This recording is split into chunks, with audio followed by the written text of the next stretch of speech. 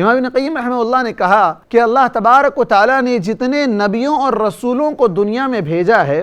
ان کی تمام زندگی کا محور اور دعوت کا آپ اگر پورا جائزہ لیں تو اس کے اندر آپ کو 3 چیزیں نظر آئیں گی۔ پہلی چیز یہ ہے کہ تمام انبیاء اور رسولوں نے اللہ رب العالمین کا تعارف لوگوں تک کروایا، لوگوں کو بتلایا اللہ رب العالمین کا تعارف کیا ہے، اللہ کون ہیں، اللہ کے صفات کیا ہیں، اللہ تبارک و تعالیٰ کے افعال کیا ہیں، اللہ تبارک و تعالیٰ کائنات کو کیسے چلا رہا ہے۔ یہ سارا کا سارا کام انبیاء نے اپنی دعوتی مشن کے اندر یہی کام کیا ہے۔ اور دوسری چیز جو انہوں نے کیا ہے وہ یہ ہے کہ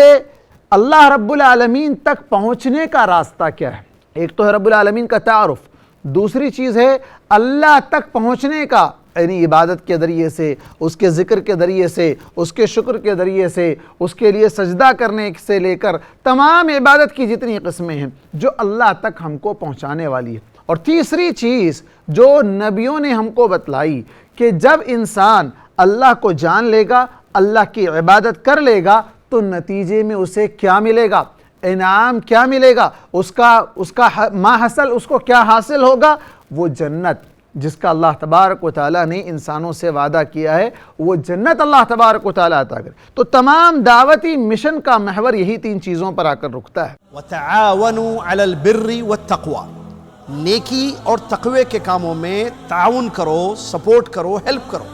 تو میں آپ تمام ناظرین کو یہ دعوت پیش کر رہا ہوں کہ اس چینل کے لیے جس قسم کا آپ تعاون پیش کر سکتے ہیں ضرور کیجئے، اس لیے کہ یہ تعاون علی الخیر ہوگا۔